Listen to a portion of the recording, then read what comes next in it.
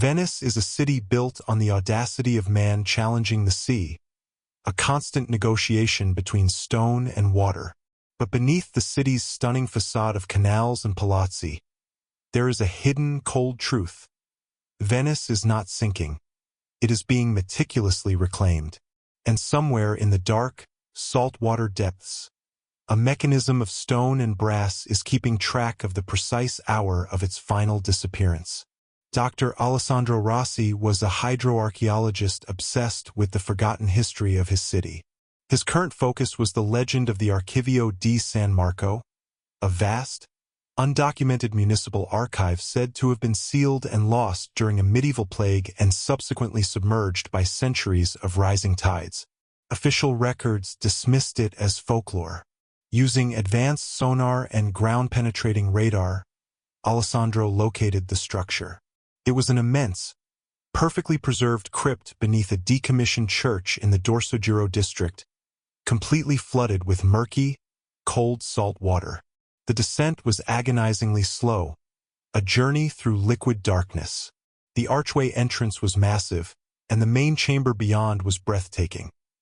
A vast, subterranean library where wooden shelves, calcified by salt, lined the walls, stacked with waterlogged, leather-bound journals and scrolls. In the center of the chamber, Alessandro found the anomaly.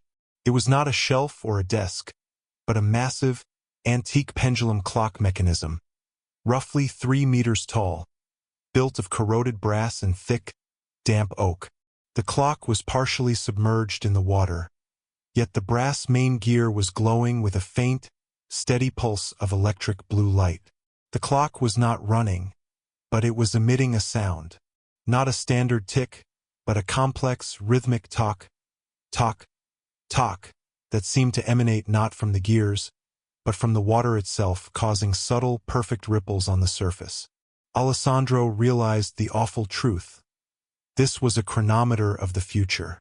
It was powered by the differential pressure of the lagoon tides, the very force that was destroying Venice, and was using that energy to generate, record, and store documentation of the future.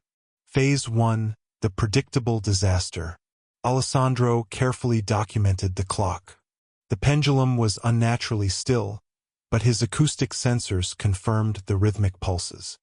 He discovered the source of the generated documentation, a large stone pedestal next to the clock, upon which rested a single waterlogged antique ledger. The ledger, though centuries old, contained a fresh entry. The ink was sharp and unnaturally dark, standing in stark contrast to the decayed, damp paper. It was a perfect description of a major high-water event: Acqua Alta tidal charts, wind speed, projected damage to the Rialto Bridge, and the precise level of the water above St. Mark's Square. The date? Tomorrow, 7:30 a.m. Alessandro raced to the surface. He checked the meteorological reports. They predicted high water, but nothing catastrophic. He trusted his expertise, but the ledger's detail was unnerving. He contacted the city council with an anonymous warning based on the newest historical data. The next morning, the Acqua Alta struck. The flood was catastrophic, exactly matching the ledger's description. The precise water height, the sudden wind shift, even the specific damage to the Rialto. It was the worst flood in decades. The ledger had been terrifyingly accurate. Alessandro returned to the submerged archive, now obsessed. He realized the rhythm of the clock, the tock, correlated with an 18-hour cycle. The clock generated a new, complete journal entry every 18 hours, documenting the next major disaster. The clock was using the lagoon's chaotic energy to fold the immediate future onto the analog medium of the archive.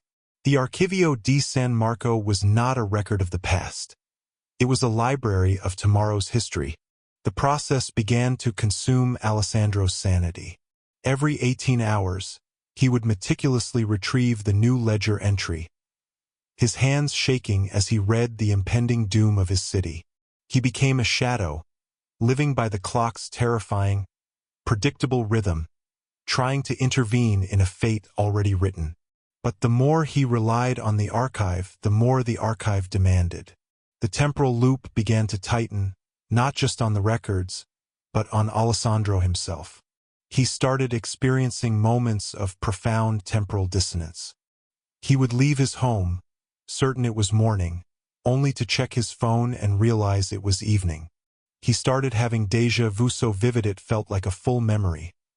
He could predict conversations, the exact sequence of a ferry crossing, or the sound of a specific bell tolling. He checked his modern digital clock against the archival mechanism. He discovered his clock was violently flickering between two different times, separated by exactly 18 hours, the span of the loop. His personal timeline was being pulled into the mechanism's cycle. He found the journal of the last archivist, a monk named Fra Marco, dated 1348. The monk described the same phenomenon. The clock, built to predict the tides, had become too efficient. It transcended simple prediction and began to generate the reality it recorded. The monk wrote, "The clock does not document the flood. It commands it. We built a machine that makes the future mandatory, and its rhythm will eventually subsume the watcher into its time." The temporal pressure began to manifest physically in the archive. The immense stone walls of the chamber were rapidly developing new, deep fissures and cracks, actively accelerated by the immense, chaotic energy radiating from the clock. Thick, black mud, smelling of sulfur, was pushed out of the new cracks as the structural integrity of the crypt, and the city above, was being systematically unwound by the temporal loop. Alessandro was losing his personal chronology. He could no longer distinguish between the memory of a flood that happened yesterday and the entry describing a flood that would happen tomorrow. The past and future were merging into a continuous, endless 18-hour loop of disaster. Alessandro's final, desperate attempt was to break the cycle by destroying the clock. He knew the mechanism was powered by the tides, and the only way to stop it was to introduce a non-tidal, chaotic energy source that could disrupt the temporal field. He planned to use high-power sonic emitters, designed for deep-sea surveying, to subject the clock to a constant, non-rhythmic acoustic chaos. He descended for the last time. The water was violently agitated. The archive was shaking. The waterlogged stone journals were disintegrating into fine ash around him. The massive clock mechanism was violently shaking and radiating a blinding, chaotic blue-white light. The main brass gear was spinning erratically, generating the next journal entry at an accelerated, uncontrolled rate. Alessandro set up the sonic emitters and activated them. The chamber filled with a deafening, non-rhythmic screech. The clock did not break. It reacted by violently drawing on the surrounding matter to stabilize its temporal field. The water around the clock began to spin, creating a small, localized vortex. All the nearby journals, records of history, were instantly reduced to fine powder, their memories consumed to power the future. The attack failed. The clock, after a final, shattering talk, went silent. The light subsided. The acoustic field stabilized. Alessandro, exhausted and defeated, realized the clock had done more than survive. It had repaired itself and purged its archive of all the past, rendering it pure and ready only for the future. Alessandro survived, rescued by his team who finally tracked his erratic movements. He left Venice, but he could not leave the loop. The immediate threat of the clock was gone, but the temporal field it had created was permanently imprinted on Alessandro. He discovered that he no longer experienced normal time. Every 18 hours, his mind would reset. He retained his long-term memories, his name, his life, but his short-term memory, the events of the last 18 hours, would be wiped clean, replaced by an unshakable, detailed prescience of the next 18 hours. He was trapped in the loop. Every morning, he knew exactly what would happen until nightfall, but he could never remember what happened the day before. He lived in a perpetual, terrifying present. The final, awful confirmation came when he saw an old picture of the submerged archive.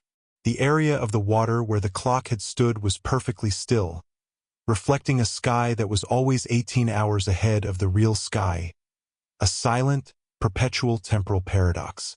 Alessandro Rossi is now a man who lives a life perfectly scripted, a prisoner of the future he tried to save. He can never be surprised, never learn anything new, and never escape the inevitable.